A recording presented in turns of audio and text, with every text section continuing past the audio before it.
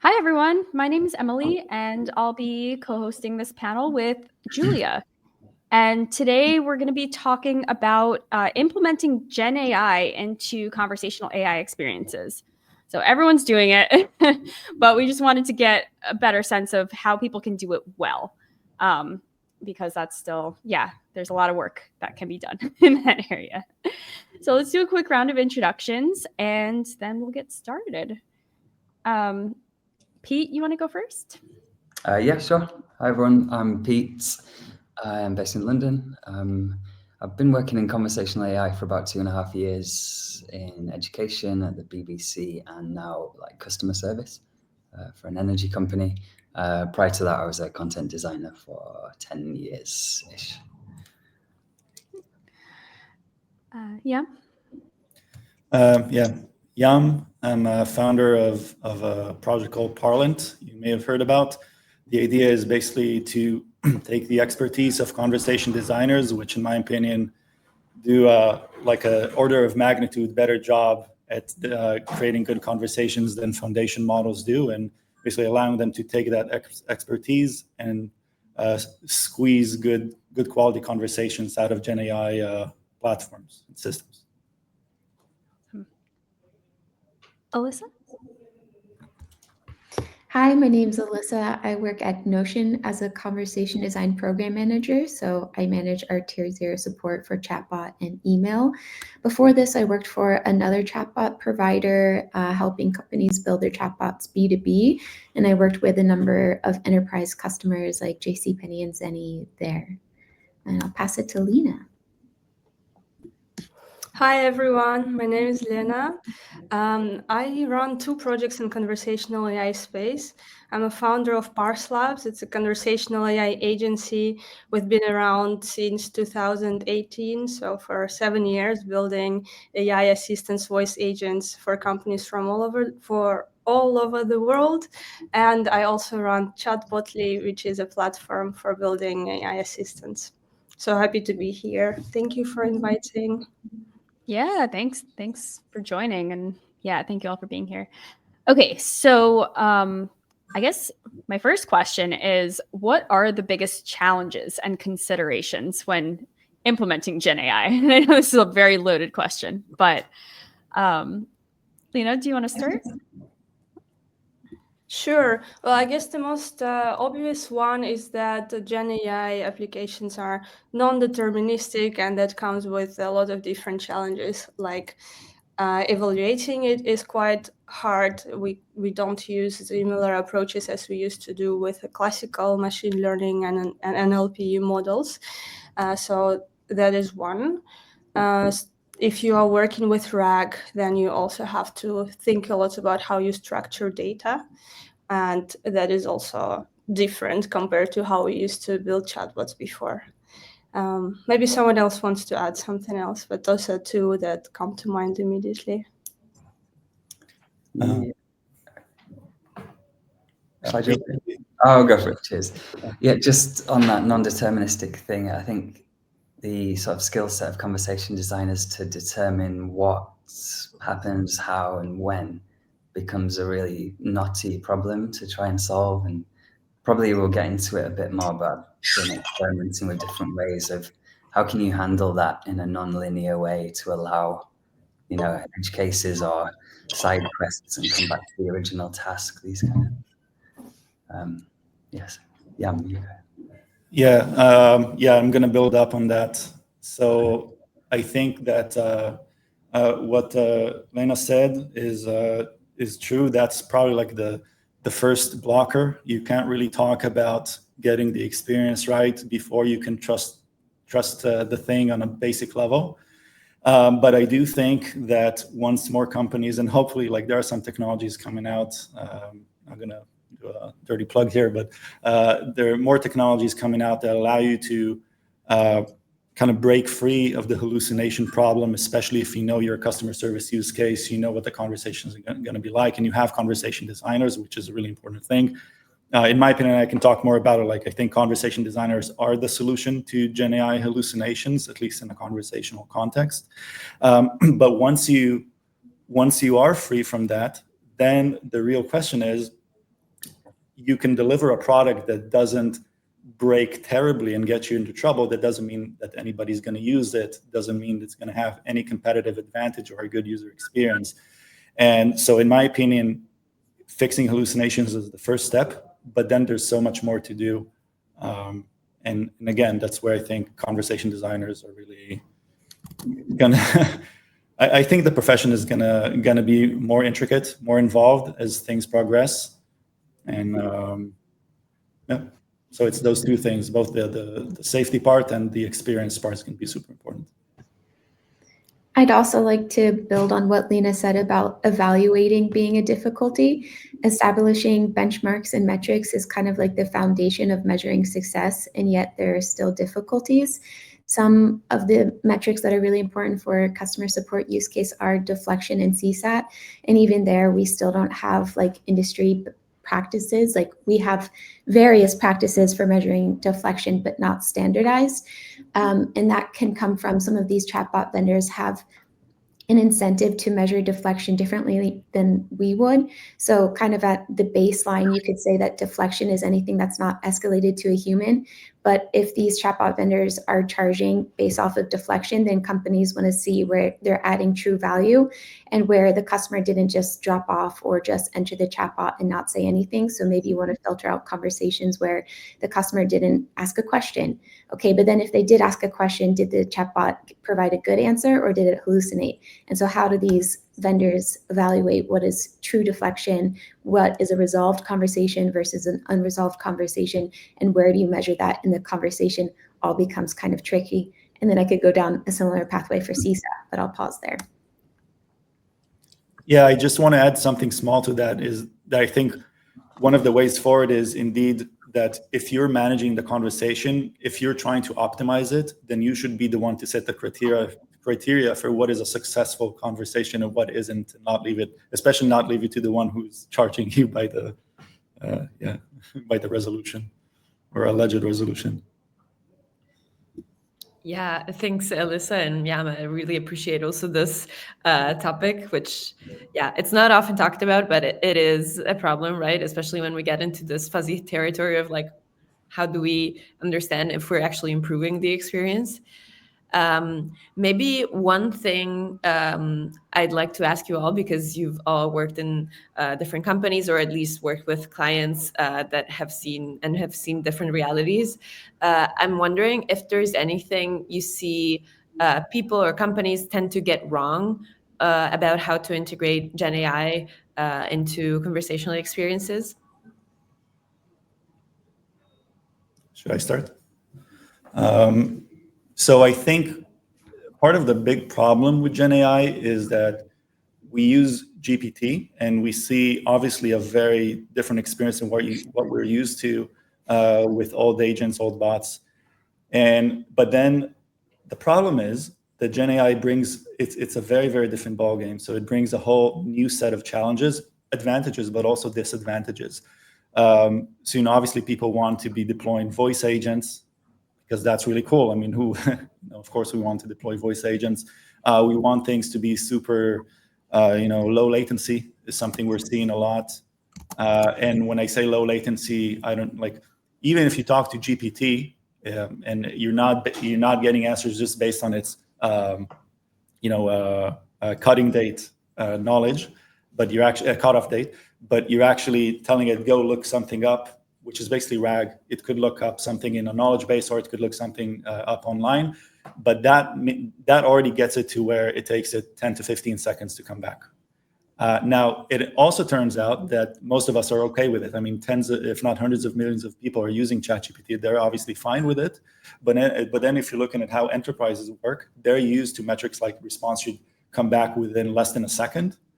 And now they're trying to get GenAI to work for them under those constraints, but at the same time, not lose any accuracy, not lose any user experience, not hallucinate. And I think that's really the main thing that's keeping most companies back from actually deploying something, because you can get high accuracy, which is the most important thing. There are ways where you can get a better customer experience, but doing all of that at a sub-second latency is where I think projects just stall and go out of budget.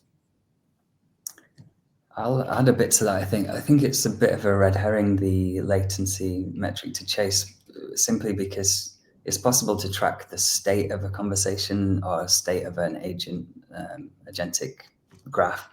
And I think from just research, people want feedback as to what's happening. They don't necessarily want an instant response. And in some cases, an instant response is disconcerting, if it's a complicated problem. So I think I've got a long list here of conversation design, master skills that are useful here. But one is to gracefully handle state transitions and keep people in the loop. I'll leave it there. I'll add a little bit on that, and that conversation designer skills are very important here. I think one big thing that a lot of companies get wrong when they implement GenAI for conversational AI specifically is that they think that because GenAI can generate speech or generate text, it will work out of the box. However, most of those GPT models, they are not trained on conversational data. They are trained on a lot of written text, and they are really good at generating this written text. But when you are designing for conversations, then you need a totally different approach, and those models are not trained to generate conversations. So this is where this conversation designer skills really come in. You have to analyze how conversation works, what's the good conversation in your domain, to be able to make those machines speak as a human. And a lot of companies, I think, don't realize that. And kind of speaking to the metrics of the GenAI, I think that a lot of times there's a lack of internal alignment of what success will look like. You need to get alignment from your cross-functional partners on what that threshold is for minimum of success, that kind of go, no go for your pilot, because maybe, speaking of that training for the initial phase, you might think that 70% CSAT is great, but if your staff members are saying 70% is awful, turn it off, then you're not going to get out of the pilot phase. So I think that's something that a lot of teams don't get the internal alignment on before rolling out. Yeah, and I want to build also on what Lena said. It's important to understand that foundation models are built by companies whose main product is an assistant product, a generic assistant product. And what that translates to from a product perspective is a model that is very, very passive and wants the user to direct it. Now, when you're talking about customer service, that's a lot of times that's the opposite of what you want. You want to be authoritative, to handhold, to lead the conversation, to be proactive. And it's actually a lot of effort to try to squeeze that out of these models. So you have to have a special strategy of how you want to try to do that. All right. Can I add a bit to this? Totally agree with that. And I've found that a lot with some early adoption, architectures of how people set this thing up. It basically seemed to me like it was acting like an advanced search. So the user would be leading it, and it would do some RAG retrieval and guess, try to answer these queries. And I think that's one of the sort of mindset shifts of designers here, is we're designing the dynamics of this system. And one aspect of that is, shifting the sort of responsibility onto at least one, or maybe more, but at least one node in this system that can manage what's going on and direct the conversation. Yeah. So we touched on this a little bit earlier, but I kind of want to dig into this a little bit more with hallucinations and a couple other things. So how do you approach mitigating hallucinations, bias, and other risks that could happen with these experiences? Okay, we've Alyssa, were you about to start? Yeah, that's a big thing for us, because what we really wanted to do is to enable companies more sensitive industries, or especially if you're a large enterprise, you're customer facing, and you can't So, it's funny for me as an engineer, if you see most GenAI products, most conversational GenAI products, they're saying, we get 80% accuracy or 90% accuracy. But, some of our clients, they deploy tens of millions of GenAI conversations every month. And even if you had a 99.999% accuracy, which nobody is getting, that's unacceptable. And that's why they're not deploying. So part of it is the frequency of the hallucinations, which is an important aspect to understand. But another part of it is, even if it happens very, very infrequently, the question is, what is the scope of the mistake? Is it going to be an infrequent small mistake or an infrequent disaster? And infrequent in this case, even if you're getting metrics that nobody on Earth is getting, it's still going to be more than 10 times a month. So there are two things that I think you can do with that, and I want to touch on why I think conversation designers are really the future of solving this problem. LLMs, I don't know if I should get too technical, but basically LLMs, they have a token vocabulary, and they're generating their message token by token. And a token is basically a fragment of a word most of the time. And if you look at a big model like GPT-4, for example, it has what's called a vocabulary of 200,000 tokens. That means that every time it's generating a sentence, every single word fragment is chosen out of 200,000 classes. So just the fact that it's able to generate something coherent is quite amazing and very good testament to its pattern matching abilities. But when the probability distribution is so wide, then of course, if you generate 100 million conversations a month or even 1 million conversations a month, you're going to run into a lot of issues. So you can't really depend on that vocabulary. And we've tried prompting the heck out of LLMs in all sorts of ways and doing more test time compute and techniques and stuff. There's no way to guarantee it. We have found ways to bring it to like 99% accuracy, but really that's not good enough for a lot of these use cases. And that's when it kind of hit us that, I don't know if you can see me. I don't know if I got frozen. You can? Okay. So that's when it hit us that actually a lot of big companies today, they do have conversation designers. And not only are they willing to write a lot of responses, they're actually really good at it, much better at it than the foundation model trainers are. And so basically what we're doing with Parlant is a conversation designer can play with an LLM, guide it using various methods, guide its behavior in different contexts. But then you don't deploy that yet to production. You get it to say basically the right content at the right time and approach situations the right way. But before you deploy to production, you play with it and you go through a lot of conversations. You simulate a lot of conversations day in, day out. And every time it says something, you're like, no, this is what you should say. And what Parlant does behind the scenes is it lets the LLM say what it would have said. And then it matches the closest, we call it utterance, that the designer has installed. And the designer can have thousands of utterances installed to deploy a very large degree of flexibility to that.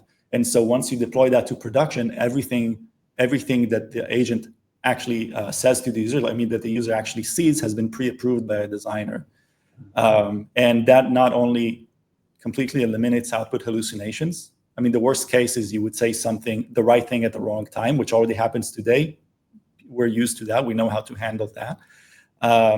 But also the conversation are just so much smoother. Even which I'm not a conversation designer, I've tried reading a few books, but I'm a noob. So even I can make much, much better conversations. And when I talk to my CXD friends, they're leagues above. So yeah, that's how we're approaching it. I could add on this as well. So the main idea that comes to mind when you want to reduce hallucinations is, of course, RAG, so grounding your models on external data set. And what is the standard approach is that you take raw documents and you chunk it in a certain way. And that that does work sort of, but there are better, more robust approaches if you want to take a step further. And one simple thing is, instead of matching on those chunks, is to store your data as FAQs. So this is a little bit similar to what Yam was saying, I imagine. So you would store questions that your potential users can ask, and as answers, you can ask conversation designers to write answers in your tone of voice that are already proofread and correct.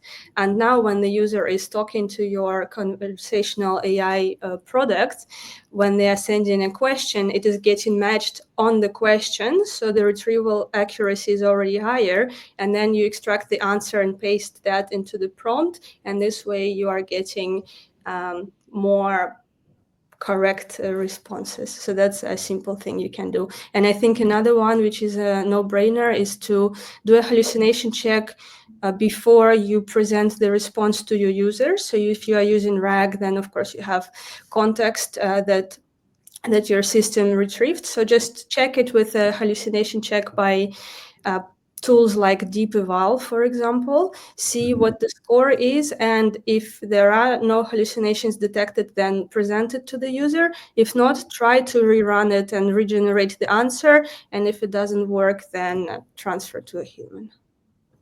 Yeah, another thing, in addition to transferring to a human, is if you run it and it doesn't work, then to have fallback answers and to have some kind of like safety features, and then also some feedback loop mechanism so that the user can include that feedback, which will help train the model. So fallback answers and feedback loops. Yeah, I'll just add a bit. It does sound a similar approach to guardrails in that respect, and we do a little bit of that. Another technique that we started to try to use, so I'm not sure how effective it is, but for having a loop, it has an impact on latency, but have a loop where the model asks itself, like, how confident am I? And cites its sources and like basically shows you how it's constructed that response. It does take time, and I don't know how effective it is, but that's one technique. Yeah, I'll leave it there. I'm curious what you like, I guess what you would consider the boundary of a hallucination, because I found like it can return information that's like correct, but when put together, it doesn't make sense or it's wrong. How do you kind of deal with that subtleness or subtle and nuanced hallucination? I've got a bit to start on that. So with this, if you think about the model, understanding what its goal is at any point in time, this can help, because I think it's totally possible to be accurate and relevant and also be like not that helpful. You know, if there's loads of text off, some of it's conflicting. So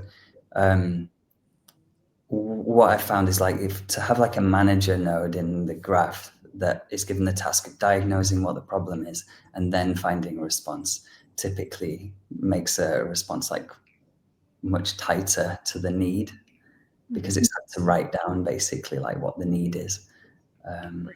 That's one technique. Yeah, hallucinations, one curious thing about them is that the nature of hallucinations you're going to get changes with the nature of the model that you're using. And the even more difficult thing about it is that if, say, you use GPT-4, it's not even just switching between GPT-4 to, let's say, Claude Sonnet. If you just use a newer version of GPT-4, that's also going to change the nature of the hallucinations. Every foundation model has different biases, different weights of the biases inside of it. So, for example, some models, they really, really like telling people, please contact customer support. I'm sure everybody here has seen it. Like nobody asked you to refer to customer support, especially not with this imaginary number. Some models, they will, basically different models tend to even override different instructions in your prompts. Like it's harder to convince them. And with some things it's easy, but with some things it's hard. So yeah. Lena, are you gonna? Yeah, so the question was where are the borders of hallucination, how we define that, right? And I cannot say how to do that in life, but let's say if we are doing evaluation of hallucinations after they already happened, so not in real lifetime, so we don't have to care about latency. One thing you can do is, or one important thing is, that hallucinations are also contextual. So one thing that I actually see a lot of companies doing and a lot of evaluation platforms doing is they evaluate conversations as if they are flat, so just question and answer. However, when we are designing for conversations, that doesn't really work like that. For example, let's say for our property management customer support team, we are designing an AI assistant, a voice agent, that is supposed to reduce the number of call transfers. But it has to respond differently when the user asks to transfer to a human for the first time. Then we say, sure, I can help to transfer, but I'm actually really quite good. Can you try to talk to me, please? The second time, again, we refuse. And the third time, we do something different. So if we would evaluate that as flat, then the user input is transferred to human, and the output, like when is it correct? Actually, it would really depend on where you are in the conversation. So as for hallucinations, I think it's important first to take the whole conversation history into account when you are evaluating whether what you are seeing now is a hallucination or not, because some important context could have been said before, and also create test sets that are grounded on your data. So let's say if we are building an AI assistant for, again, property management, where we are searching apartments, then in your test set, you say, if this property has 2 apartments and one costs $100 and the second one costs $200, then the response to the question, how much does it cost, should be, we have 2 apartments and one costs 100 and another one 200. So making test sets based on your data from the database. I just want to give some examples also. So there are some hallucinations that are very easy to detect, like I would say like our hallucinations that get you into trouble, such as agreeing to sell a Jeep for $1 and all that kind of stuff. But then again, like if you're looking at not just fixing those very, very crude mistakes, you're also looking at how can I provide a good customer experience. There's a lot of small things that creep up. For example, let's say you have a bank agent and the user says, what are my limits? Now, obviously, a very, very crude hallucination would be like, oh, you need to break through your limits, don't let whatever, something really, really decontextualized. But then we find a lot of very subtle things. Like, for example, the agent would respond, do you mean your ATM withdrawal limits, your transfer limits, or your credit card limits? Could you clarify? And that sounds like a good response until you realize that there's no such thing as a transaction limit in that context. And preventing that, first of all, detecting that automatically is very, very hard using, I think no matter what tool you use, that's going to be super, super hard to detect with an automated tool. And second of all, even if you do detect it, just using prompts to try to fix that is going to be virtually impossible. Even if you manage to fix that, most of the time, you really, really have to massage your prompt, and that will come at the expense of so many other things that are now getting extra broken. Which brings me back to just a different strategy is needed. I think prompting and things like that and evals, they're great at taking you to 80%, 85%. But then a totally different strategy is needed in use cases that really require that rock solid compliance. In use cases that don't, then I concede it doesn't matter too much. I'm really coming up against that at the moment. So having a sort of manager node that asks disambiguating questions to figure out what is it the withdrawal limit, is it the transaction limit, and the beauty of doing that is that it's fast, and you don't have to go to RAG or anything. But if you don't go to RAG, then it will invent things that are not possible, like you're saying. So it's like, how do you go to RAG in a way where you don't have to actually retrieve from it, you just read it or something? Is something I'm thinking about, but I don't know if that's it sort of seems like you're always going to have to go to RAG to ground it, basically. Alyssa, did you have anything for? It was pretty comprehensive, just kind of going back to your original example of if all the constituent parts are correct, but the sum is incorrect. I was just thinking about how our QA ambassadors would actually flag that. Would they flag that as an opportunity or a hallucination? And I think it would depend on the QA ambassador. It's a little bit ambiguous, but it's very clear that it's a hallucination when the answer is not grounded in resources.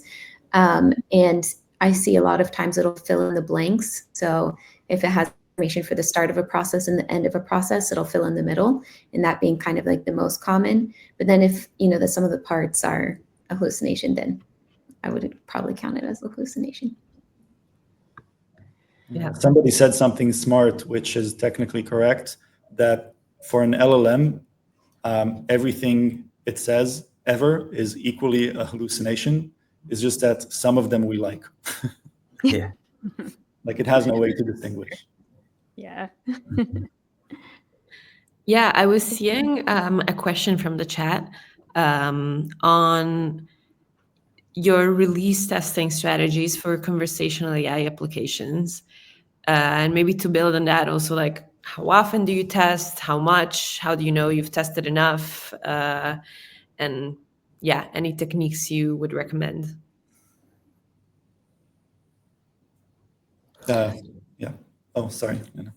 Oh, well, so for us, one thing is we very actively manually monitor the conversation logs to source for the gold standard for the test cases. And this is our foundation for how we're going to be improving our model later. So that's the first thing that we are doing. We are collecting all the edge cases, all the cases that are important for our business case. And we start from there. Then we are using standard evaluation techniques that DeepEval has, like the hallucination check, for example. But we also are using a lot the LLM as a judge approach. And it's similar to what I was describing before, where you have list of questions, contextual, of what the user can say. For example, the user is asking, what is your pet policy? And then we have an evaluation question for the output. So something like, does the output say that we allow pets, dogs, and cats? And then these evaluation questions are going to be applied to the GPT response, and then you get a score. That's a simple thing that we do every time that we are updating the model or updating the prompt. So anytime before we merge to production, we run across our core test cases to check that everything that used to work before is still working, and the new test cases that we discovered this week, that they are also covered. Yeah. Go ahead, Jan. Oh, thanks. I'll focus on the more compliance-sensitive use cases, because that's most of what we're doing. In those use cases, we've actually found. So, I mean, what's nice about the use cases that are not compliance-sensitive is that a lot of the tools like DeepEval, which Lena has described, are you can go a long way with them to improve your consistency and everything. But like I said before, at least for the compliance-sensitive use cases, you have to try to play a different game. So one of the things that we found important to understand about LLMs is that, and this directly translates to how do you go about evaluating your system, which is not just evaluating your model. So an LLM has what's called a context window. So you might hear like has 1 million tokens or 128 K tokens, etc. What it is basically all of the input that it can process at the same time, and that includes its completion tokens. So what it's about to say. Now the thing about it is that any token that you put into the context window is going to bias the prediction of the next token. So unlike people, it's not where if you ask your model a question out of context, it's going to answer it the same way in context, right? So when people are doing evaluations, we see a lot of them, like Lena said, doing single turn evals. And even if you get good results there, that doesn't mean you're going to get the same results when people ask the same exact questions within a longer conversation that includes many, many more tokens that are biasing the model toward possibly completely different directions. And so what we like to do for Parliament, and that's what we recommend to our clients and anyone who really, really cares about what would the performance actually be like in a conversation, is test actual conversations. So write out scenarios. The customer said this, then the agent said this, then the customer said that, and now run the agent and see, and then do an eval using LLM as a judge on what it said. And we also try to avoid things like generic evals, like the response is friendly or the response is this or that, like abstract terms. I think those sell great, but they don't perform reliably if you really care about the results. And then the next thing that when I say this to people, then the next thing everybody thinks is, oh, we can use an LLM to generate those conversations and test it at scale. So no, you can't. And the reason for that, and I wish that you could and we could, but the reason for that is that the way an LLM speaks is not at all how your users are going to speak to your agent. And like I said, because those are different tokens, those are very differently affecting what the output would be. So a lot of times we see people, spending months, sometimes over a year, trying to figure out how to auto-generate these test scenarios, where if you have a few conversation designers, if you have logs of customer conversations, you can do like a 2-week blitz and spit out like hundreds of these conversations. There you go. You have one of the best eval suites on the planet for your LLM. So we recommend doing the manual work for a short time. You're going to get better results. It's going to take much less work. Yeah, I totally agree with that. Manual time spent is worth it. We also use deep eval, and we measure accuracy and retrieval accuracy and generation, like the relevancy of what's generated. I just wanted to mention the LLM judge thing. So we've got some compliance issues, so we use LLM judge to try and recognize when that's happening. And I also use it for conversation design principles. So there's like a conversation design rubric, and outputs are scored with a secondary LLM, and it gives scores and then a rationale for its score, which is handy because anything that's below, say, 0.5, I can have a look and see where it's not performing how I'd like. Alyssa? Yeah, just going back to how like each model kind of hallucinates in its own way. Each model also has its own strengths. And so when we're looking to like add or change out a model, also it can move the needle forward in one way that we're looking for, maybe like adding another model to better recognize the intent of the conversation, but then it can have knock-on effects and break something else. So rerunning those tests and having robust tests with historical conversations and data and rerunning those every single time to make sure that you're looking for the unintended knock-on effects as well and solving for those. So we have another question in the chat about how can we avoid prompt injection attacks when integrating GenAI? Does anyone have any thoughts on that? I don't know if anybody knows a company called Lakera. Shout out to them. They did the Gandalf challenge. I don't know how many you've tried it. If you haven't, I really recommend it. It's basically like a game. So Lakera has the best prompt injection avoidance or prevention API, I think, on the market. We've tried a few, and it's not that hard to break.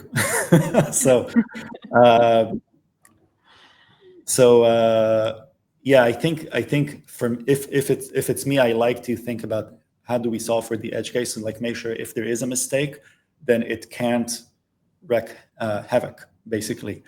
And so just like a conversational agent is an interface. It's a user interface, and just like with graphical user interfaces, I'm an engineer. I do a little bit of reverse engineering, and that's a nice term for hacking, or I used to do as a kid. Nothing illegal, but anyway, you can take a browser and you can hack the heck out of it to make the UI do whatever you want to interact with the backend server, and that's where the sensitive data lies. And so everybody knows if you're an engineer, you try to make it hard, like to discourage people from trying to hack you through the UI, but you can't prevent it.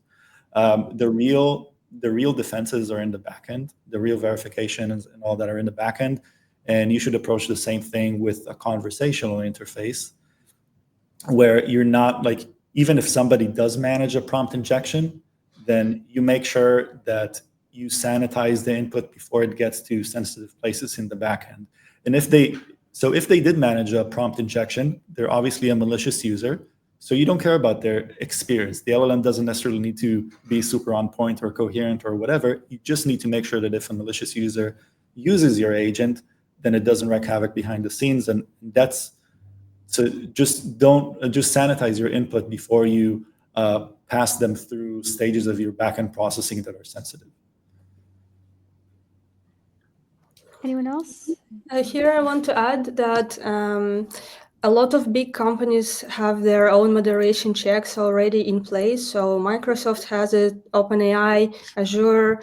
Meta has something called Meta Llama Guard Free, which also has jailbreak detection. So have a look at what the models that you are already using have, because they have implemented a lot of those moderation checks. And another tip, which I found today, so I haven't tested it yet, but it's from the same team that is doing the deep evals. It's something called a deep team. And it seems like they have, they say that they detect 40 LLM vulnerabilities and adversarial attacks. So go and check that out. I haven't tried it, but looks interesting. Any other thoughts on this? Then I think we have also another question from the chat. So I think we touched a little bit on this, but it's good to get deeper into it. So how much of these problems we're talking about are solvable by prompt engineering versus having the models trained to understand how to behave better and be more realistic? You're not going to be able to train the model to understand things because it doesn't understand things. It doesn't actually know how to, like the induction abilities of LLMs, like their ability to say, oh, this is how I did things here, therefore that's how I should do it there. They're very, very limited. What you can do with training, I mean, not many companies in the world can train models. That takes extreme expertise, world-class expertise, and a huge budget. What you can do is fine-tune. And with fine-tune, I would say that's what you do when your prompt is getting like almost the results that you want, or maybe it's getting the results that you want, but it's not super consistent. And that's when you fine tune, and that'll work. But you're not going to be able to train them to be better, like to just be better conversationalists or something like that. It's one of those cases, I think, where we really want to automate, and we're willing to put a lot of work into automating something. And so we know, even if I work 3 years at this, then after 3 years, I don't have to do anything anymore. We all want that, that promise. But in practice, if you just, like Pete said, if you just do the manual work of saying, this is this situation, that's that's how I want to prompt it to handle this situation. This is that situation. That's how I want to prompt it here. And maybe I need to do a little bit of fine tune. It depends on the use cases and what product you're using. But basically, don't try to train the model to just be generally better. Just put in the manual work and use your expertise, especially if you're a conversation designer. You have a full-time job, hopefully, and so you can be there day in, day out, and creating a great agent rather than working for a very long time to try to create a fully automated solution. If that makes sense. Maybe here it's also good to talk about just some basic techniques that one can do in prompt engineering space to reduce hallucinations. So one thing we already talked about is RAG. So literally say something like, you can only respond based on the data provided. If it's not in the data, say, I don't know. This small thing already helps. Another one, which I think a lot of people forget about, is explaining how to deal with out-of-domain questions. So also adding something like, if it is not related to my domain, then also say I can't help, or whatever you want to do in that case.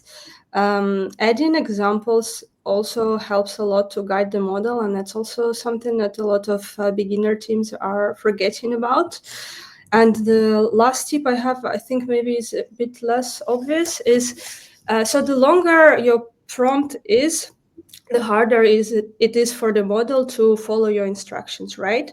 What you can do instead is to work with dynamic prompts. So instead of having one huge prompt that discusses all the use cases, how to work when, you can have chain of prompts where the first prompt, or even a simple classification model, is trying to predict a more specific, smaller prompt, which will deal with your specific use case. So now it will be smaller. It will only have the rules regarding whatever use case the model is handling right now, and it will be more accurate. Anyone else wants to add on that? That was great. I might add a bit on that. With the examples, so adding a few short examples of like the structure you want or the sequence of things you want in the response. That idea of like separating, I can't remember how you described it, Lena, but you have different groups or subsets of prompts. I found like with agentics, one mistake I made with this agentic graph setup is when you have the temperature of the temperature settings fixed across the whole graph, it makes variability really hard for the outputs. So using few short examples, it overfits really heavily towards like the first example in a list.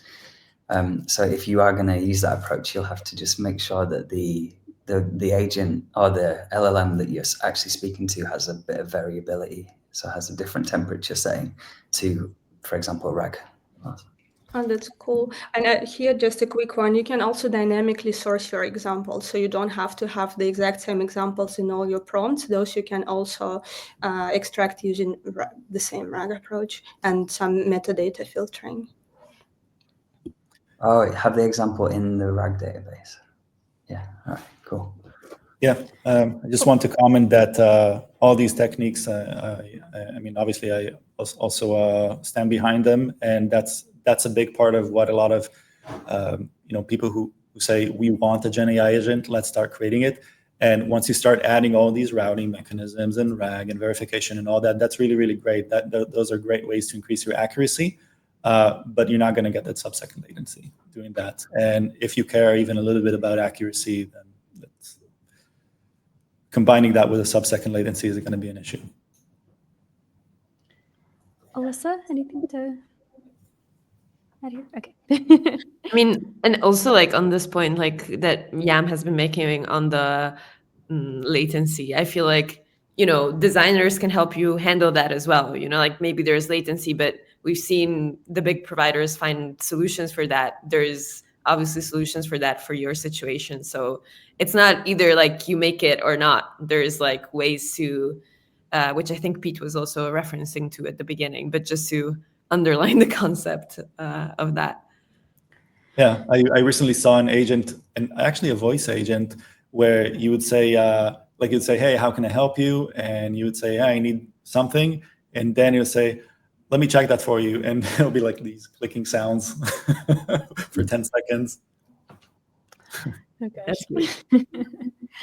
I kind of wanted to touch a little bit more on the metrics part, and I was curious if your metrics kind of shift over time or shift like every time you change models, or how do you have a baseline that you evaluate every time and then you kind of add to it? I guess what's your approach? I guess, yeah, that's enough to start. Alyssa, do you want to start? Sure. I would say that our metrics are pretty consistent over time, and I think that's how you show incremental improvement. So if we were using different metrics as we were kind of going to go along, then it would be hard to show that success. And so for customer support, there are a core number of metrics that are most important. And you can look at deflection rate and you can look at CSAT, but there are also a number of tier 2 metrics that are impacted through customer support. And that could be like your first response time, your average handle time. And there are a number of efficiency metrics that are also positively impacted by agentic support for your human agents as well. And then also tying into your human agent support, there will be metrics related to your routing and tiering that we look at as well, and kind of how your first tier metrics impact your second tier metrics, and how you might want to re-examine your strategy for your routing and tiering based on the incremental improvement of your tier 1 metrics. So these are some of the metrics that we focus on, and they are pretty consistent over time. And these are kind of our core heart metrics as well. Anyone else? I just want to say I agree. I think basically having a regression test suite, as it's called in the engineering circles, is what Alyssa has been saying a few times now. Very valuable. Maintain the behavior that you've already approved and tested. Ensure that it sticks. I have a sort of a question or a comment on this. So what I found when moving towards multi-turn evaluations and having intense and I've forgotten what the terminology, goal completion metrics, sometimes when you start a project, you get wedded to this question answer paradigm and having a baseline based on that. And then when you move to multi-turn, there's an argument to say well, is this even relevant anymore because it's scoring so much worse because there's all this redundancy in the chat, or it's not really a fully formed thought, but it's something I'm thinking about. Yeah, if you're testing using generic models, is the response friendly? Is it accurate? Is it all if you're trying to get a numeric score for those? Again, just speaking from an engineer perspective, those models are just not reliable. They can, but again, qualifying it, I'm talking for use cases where reliability is binary. It's either reliable or not. It's not 0.6 or 60% reliable. That doesn't matter. And if you use those models and you ask generic conversations about the conversation and trying to use that as metrics, that's going to be super, super volatile and unreliable. But what you can do is you can ask very, very direct questions about your test cases. So you can say the agent responded mentioning this detail, or the agent did not say that. So if every single one of your test cases has specific queries, which you pass through LLM as an LLM using the LLM as judge technique, but your questions are very, very concrete and specific to your test case, then that's a lot more stable over time. That has worked really well for us for the past year. Great.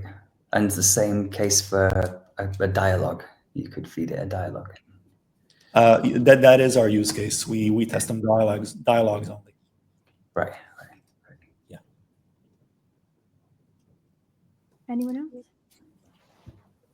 Well, here I think I'm on board with everyone. So the metrics don't change that much over time, but the test cases do get bigger as we discover new edge cases. So that thing is leaving. Giulia, did you have? Yeah, I was just going to plug another question from the audience, actually. There's a question on the tools that we might be missing right now that would make building a conversational agent easier.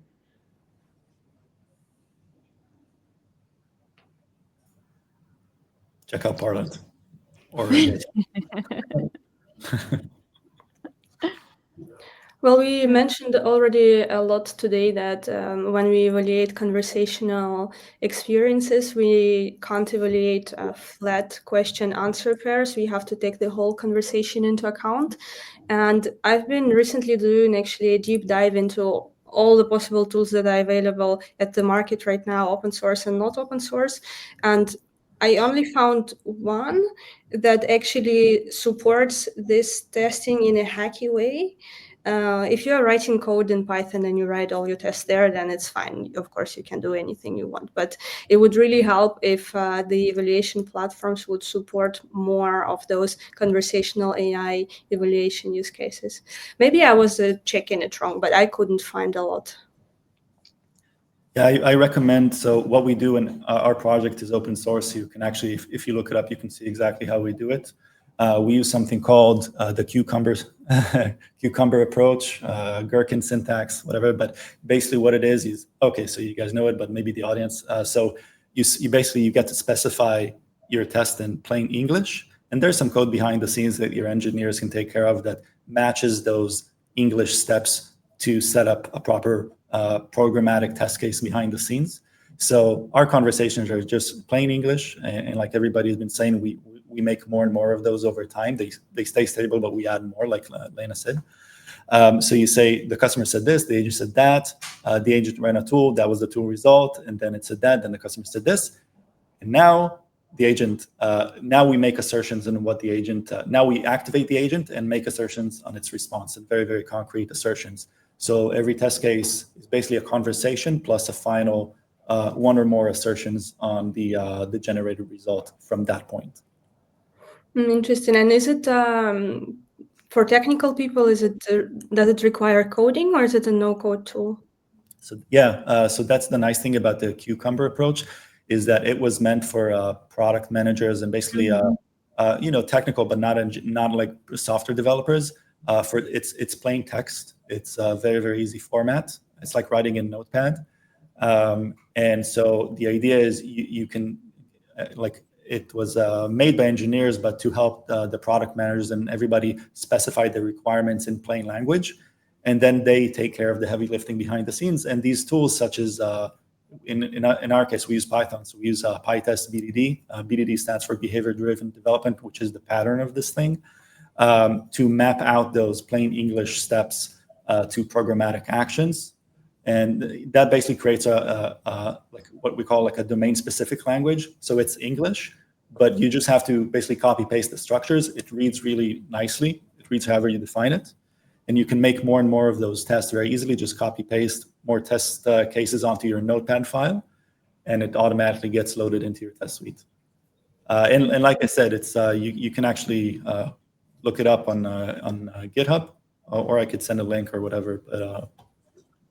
But that's amazing. I think it's very important that product managers, QA people, and conversation designers can have a say into how this tested is created and what the playbook looks like. And the tools should be able to support the non-technical people as well. Otherwise, it's really hard for us to work together.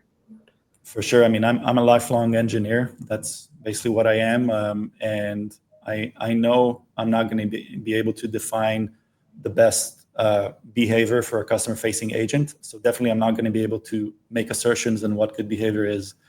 And so definitely we need to allow the people with people skills to figure out how to talk to people and what makes a good conversation, just to enable and empower as much as possible. Because if actually, it's funny, that was kind of like our vision. One of the reasons why we wanted to create a system that allows conversation designers to have control over GenAI conversations, because we were kind of afraid of a future where engineers at foundation model companies dictate how billions of conversations are happening throughout the world every day. We wanted to make sure there's somebody more, with more people skills involved in the process and make it easy. So, but anybody can do it at any organization. You can just, if you have that as a goal, then you will find ways to do it. So sorry to cut this short. I know we're at time, but I just maybe we can do a really quick lightning round of questions just to finish off. One question. What advice would you give to teams or people starting to implement GenAI or thinking about it? Talk to somebody who's done it already. Definitely start there. Speak to your cross-functional partners, get alignment internally of what success looks like. I'll go. Think about where the product's going to be in 2 years' time or something like that. And for me, it will be, remember that GenAI applications is not just a technical challenge, it's also a conversation design challenge. Awesome. I know there are a bunch of other questions in the chat, but if it's okay, I'll just tag you and we can kind of get to them after. Awesome. Well, thank you so much, everyone. This was amazing. This was so informative and insightful. So I think a lot of people are going to get a lot of value out of it. Stay tuned. We have some more panels coming up. Yeah. And thank you for joining. For having us. Yeah. Bye. Have a good Ciao. Bye.